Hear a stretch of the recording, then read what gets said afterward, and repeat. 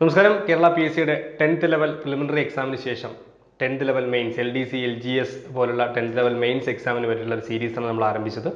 അപ്പോൾ ഇന്ന് നമ്മൾ 7ാമത്തെ എപ്പിസോഡിലാണ് നിൽക്കുന്നത്. ഓരോ എപ്പിസോഡുകളിലും 10 ചോദ്യങ്ങൾ വീതം 7ാമത്തെ എപ്പിസോഡിലാണ് നമ്മൾ നിൽക്കുന്നത്. അപ്പോൾ ഇന്നും 10 ചോദ്യങ്ങളാണ് ഡിസ്കസ് ചെയ്യുന്നത്. എല്ലാ എപ്പിസോഡിലും പറയുന്ന പോലെ തന്നെ 10 ചോദ്യങ്ങളിൽ എല്ലാ ചോദ്യങ്ങളും നമ്മൾ ചെയ്യുന്നതിന് മുന്നേ ഡിസ്കസ് ചെയ്യുക, അല്ലെങ്കിൽ നിങ്ങൾ തന്നെ സ്വന്തമായിട്ട് ചെയ്ത് നോക്കുക. അതിനുശേഷം ആൻസറിൻ്റെ ആവശ്യം അല്ലെങ്കിൽ ആൻസർ ചെക്ക് ചെയ്യാൻ വേണ്ടി മാത്രം വീഡിയോ ഡിപ്പെൻഡ് ചെയ്യാൻ ശ്രമിക്കുക. ആവശ്യം ഇല്ലാതെ നിങ്ങളുടെ സമയങ്ങൾ കളയരുത്, വെറുതെ വീഡിയോ കണ്ട് കളയരുത്. അപ്പോൾ അതുകൊണ്ട് എപ്പോഴും ഡൗട്ടുള്ള ക്വസ്റ്റ്യൻസ്, ആൻസർ ചെക്കിങ്, ഈ രണ്ട് കാര്യങ്ങൾക്ക് മാത്രം വീഡിയോ ഡിപ്പെൻഡ് ചെയ്യാൻ ശ്രമിക്കുക.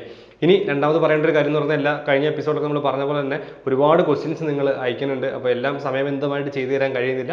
അതുകൊണ്ട് നമ്മളൊരു ടെലഗ്രാം ചാനൽ, ടെലഗ്രാം ഗ്രൂപ്പ് ഉണ്ട്. അപ്പോൾ അതിനകത്ത് നിങ്ങൾ ഷെയർ ചെയ്യുകയാണെങ്കിൽ നിങ്ങൾക്ക് അതേ സമയത്ത് നിങ്ങൾ കൊടുക്കുന്ന സമയത്ത് തന്നെ നിങ്ങൾക്ക് എൻ്റെ ആൻസർ അതിനുള്ള മെമ്പേഴ്സ് തന്നെ ഡിസ്കസ് ചെയ്ത് തരും. നിങ്ങൾക്കും ആരെങ്കിലും ഡൗട്ടുകൾ ഷെയർ ചെയ്യുകയാണെങ്കിൽ ആ ആൻസറുകൾ ചെയ്ത് കൊടുക്കാൻ പറ്റും, നിങ്ങൾക്ക് അറിയാവുന്ന ചോദ്യങ്ങളാണ് എങ്കിൽ. ഇനി ആ ഒരു ഗ്രൂപ്പ് എപ്പോഴും ഡെയിലി ക്വസ്റ്റ്യൻസ് അപ്ലോഡ് ചെയ്യുന്ന ഒരു ഗ്രൂപ്പല്ല, നിങ്ങൾക്ക് ക്വസ്റ്റ്യൻസ് ഡിസ്കസ് ചെയ്ത് സ്വന്തമായിട്ട് പഠിക്കേണ്ട ഒരു ഗ്രൂപ്പ് മാത്രമാണ്. അപ്പോൾ ഇന്നത്തെ 10 ചോദ്യങ്ങളിലേക്ക് പോകാം. തീർച്ചയായിട്ടും നിങ്ങൾക്ക് ഈ ചോദ്യങ്ങൾക്ക് എത്ര മാർക്ക് കിട്ടി എന്ന് കൂടി കമൻറ്റ് ചെയ്യുക. നിങ്ങളുടെ നിർദ്ദേശങ്ങളും കമൻസും ഒക്കെ പ്രതീക്ഷിക്കുന്നു. 10 ചോദ്യങ്ങളിലേക്ക്.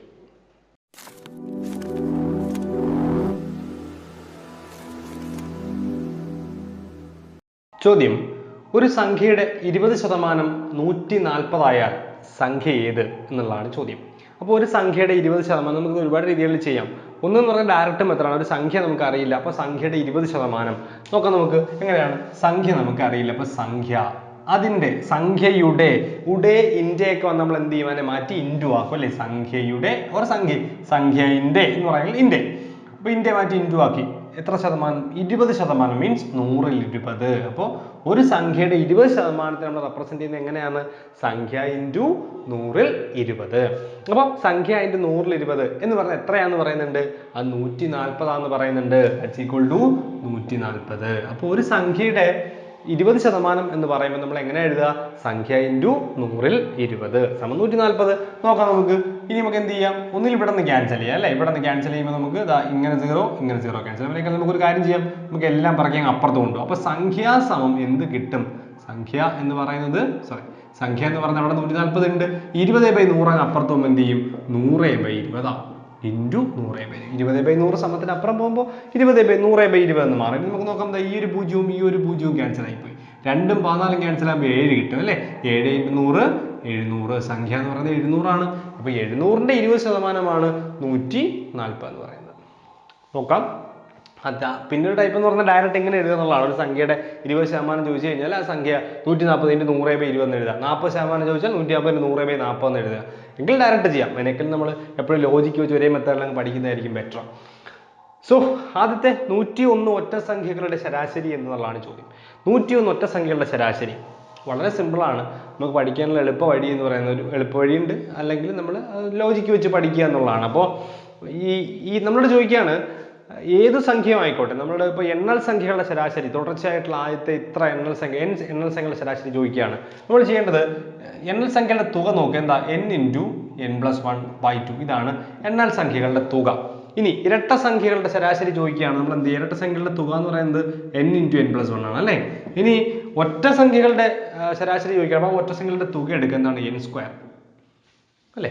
ഇതൊക്കെയാണ് അതിൻ്റെ പ്രത്യേകത. ഇപ്പോൾ നമ്മൾ ഇവിടെ ചെയ്യേണ്ടത് ശരാശരിയാണ്. ഇപ്പോൾ ഇത് എണ്ണൽ സംഖ്യയുടെ കേസാണ് ഞാൻ പറയുന്നത്, അതായത് നാച്ചുറൽ നമ്പർ എണ്ണൽ സംഖ്യയുടെ കേസ്. ഇത് ഇരട്ട സംഖ്യ ഈവൻ നമ്പേഴ്സ്, ഇത് ഒറ്റ സംഖ്യ ഓഡ് നമ്പേഴ്സിന്റെ കേസാണ്. അപ്പോൾ ഇതിൻ്റെയൊക്കെ തുകയാണ് ഈ എഴുതിയേക്കുന്ന സം.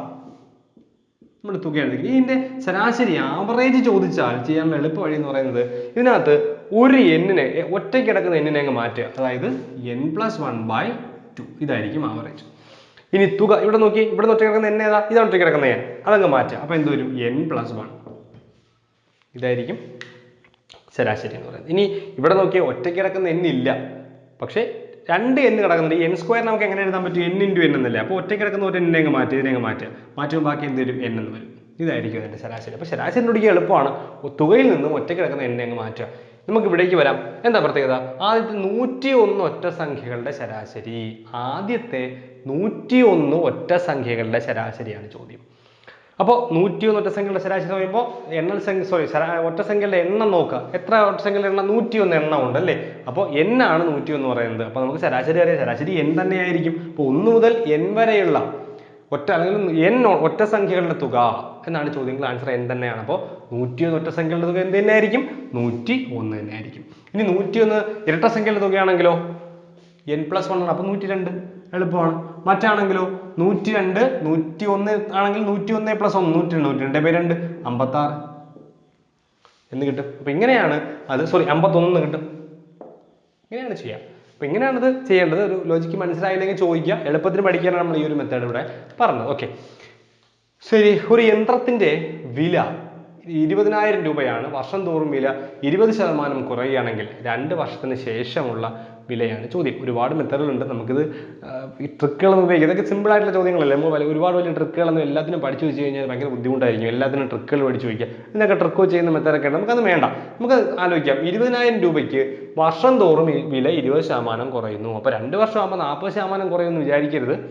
ആദ്യം എന്ത് ചെയ്യണം? ഓരോ വർഷം 20% കുറയാണ് അല്ലെ. ആദ്യത്തെ വർഷം 20% കുറഞ്ഞു. അപ്പോൾ എത്ര രൂപയായിട്ട് മാറും നമുക്ക് നോക്കാം.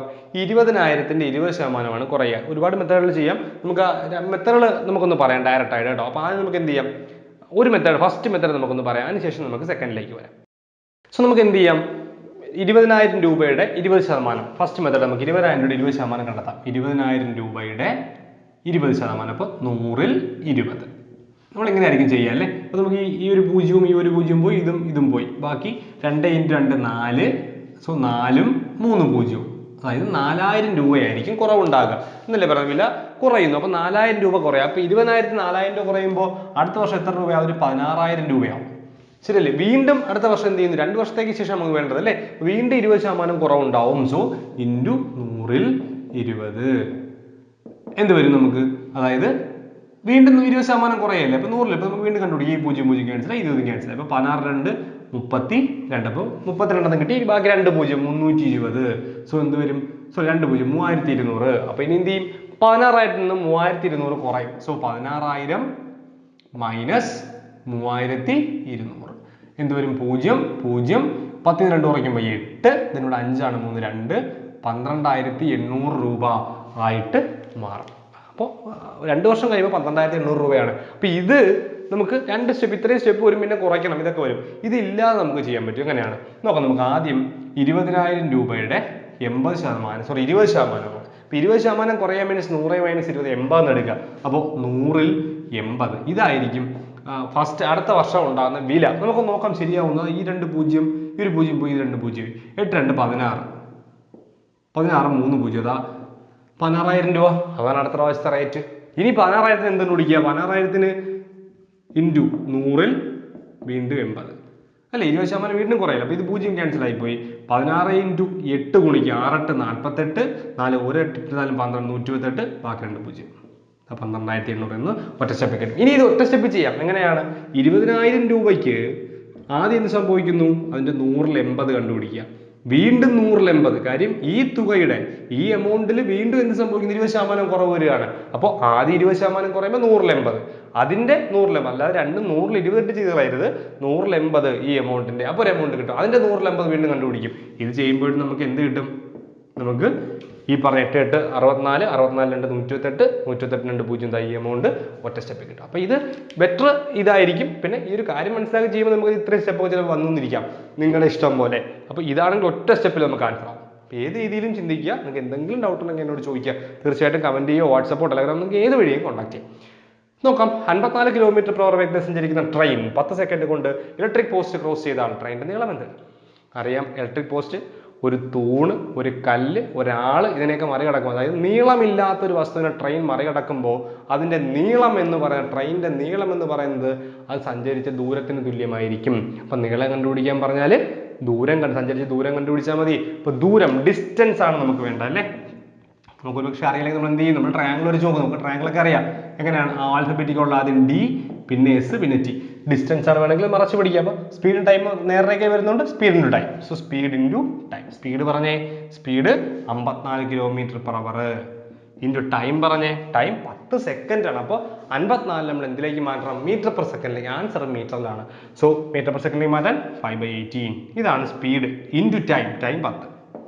അതായത് ക്യാൻസൽ ആകുമ്പോൾ 3 വരും. 3 × 5 15. 15 × 10 150. സോ 150 മീറ്റർ ആയിരിക്കും ആ ട്രെയിനിന്റെ നീളം. ഇതൊക്കെ എളുപ്പമാണ്.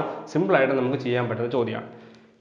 എന്താണ് 1 മുതൽ 20 വരെയുള്ള എണ്ണൽ സംഖ്യകളുടെ തുക നമ്മൾ നേരത്തെ പറഞ്ഞ ഫോർമുലയാണ് n × n+. അപ്പോൾ ശ്രദ്ധിക്കുക, ഇവിടെ ശ്രദ്ധിക്കേണ്ട ഒരു കാര്യം 1 മുതലുള്ള എണ്ണൽ സംഖ്യകളാണെങ്കിൽ മാത്രമേ നമുക്ക് ഈ ഫോർമുല അപ്ലൈ ചെയ്യാൻ പറ്റൂ. അപ്പോൾ തുക n × n+1/2. n എന്ന് പറഞ്ഞാൽ എന്താ? സംഖ്യകളുടെ എണ്ണം, പദങ്ങളുടെ എണ്ണം. എത്ര പദം?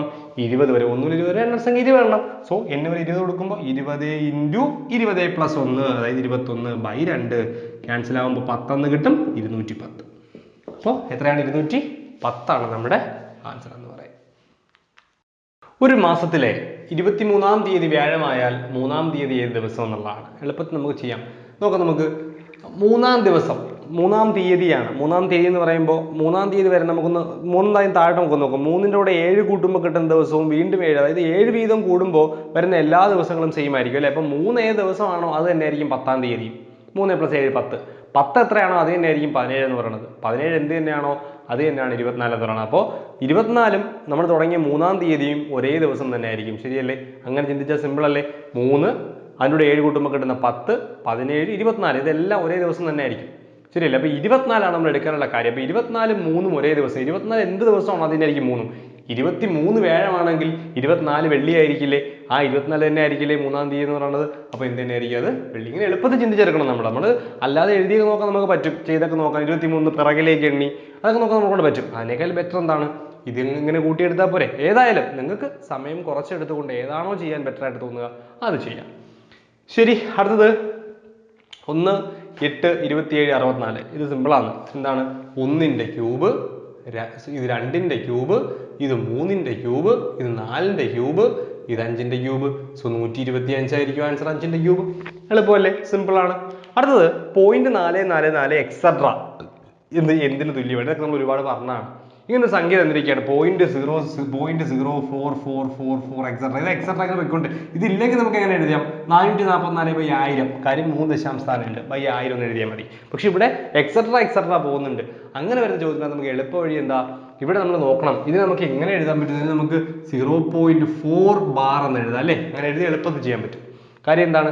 4 ആണ് റിപ്പീറ്റ് ചെയ്ത് പോകുന്നത്. ഇനി ഒരു എക്സാമ്പിൾ നമുക്ക് പറയാം. ഇവിടെ ഒരു 0.3535 എക്സാക്ട് ഇങ്ങനെ വേണമെങ്കിൽ നമ്മൾ എങ്ങനെ എഴുതുന്നതിനെ 0.35 ബാർ. അപ്പോൾ ഇത് നമ്മൾ ചെയ്യേണ്ട എളുപ്പ വഴി പറയുന്നത് ഇവിടെ നോക്കാം. നമുക്ക് 4 മാത്രമാണ് റിപ്പീറ്റ് ചെയ്യുന്നത്. ഏതാ റിപ്പീറ്റ്? 4 റിപ്പീറ്റ് ചെയ്യുന്നത്. സോ 4 എന്ന് എഴുതുക. ഇനി 4 മാത്രം ഒരു നമ്പറിൽ റിപ്പീറ്റ് ചെയ്യണുള്ളൂ. സോ 4/9 എഴുതുക. സോ 4/9 ആയിരിക്കും ആൻസർ. ഇവിടെ ഉണ്ട് 4/9. ഇനി ഇവിടെ ആണെങ്കിലോ ഇവിടെ 35 റിപ്പീറ്റ് ചെയ്യുന്നത് അല്ലെ? 35. സോ നമുക്ക് 35 എന്ന് എഴുതും. എന്നിട്ട് എത്ര സംഖ്യ? 2 സംഖ്യയാണ് റിപ്പീറ്റ് ചെയ്യുന്നത്. 35, 0.35. സോ നമ്മൾ എന്ത് ചെയ്യും? 2/9. 3 സംഖ്യ റിപ്പീറ്റ് ചെയ്യുന്നെങ്കിൽ 3/9. ഇതാണ് ആൻസർ. സോ ഇവിടുത്തെ ആൻസർ 4/9. എളുപ്പമാണ്. നമ്മൾ ഒരുപാട് പറഞ്ഞ സാധനം തന്നെയാണ്. സീരീസ് ആണ്. എന്താ പ്രശ്നം? AB, BA, ABC, CBA, ABCD. അടുത്ത എന്താണ് ചോദ്യം? എളുപ്പമല്ലേ? AB എഴുതി കഴിഞ്ഞാൽ അടുത്ത ലെറ്റർ എഴുതിയിരിക്കുന്ന നോക്കി. അടുത്ത വേർഡ് എന്ന് പറയുന്നത് തിരിച്ചെഴുതിയാണ് BA. അടുത്ത ABC വന്നാൽ തിരിച്ച് CBA. ഇവിടെ നിന്ന് അങ്ങോട്ട് അല്ലേ? അപ്പൊ ABC എടുത്താൽ തിരിച്ച് അങ്ങോട്ട് എഴുതിയാൽ മതി. DCBA. DCBA ആണ് ആൻസർ. എളുപ്പമാണ്. ഇതിൽ മതി, ബുദ്ധിമുട്ടൊന്നുമില്ല. അടുത്ത ഏതാ?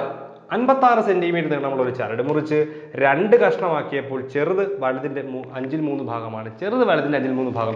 നമുക്ക് ഇങ്ങനെ എഴുതാം? ചെറുത് ഈസ്റ്റു വലുത് എന്ന് പറയുന്നത് റേഷ്യോ നോക്കി 3/5 നമുക്ക് എങ്ങനെ എഴുതാം? 3:5 എന്ന് എഴുതാം. = 3:5. ശരിയല്ലേ?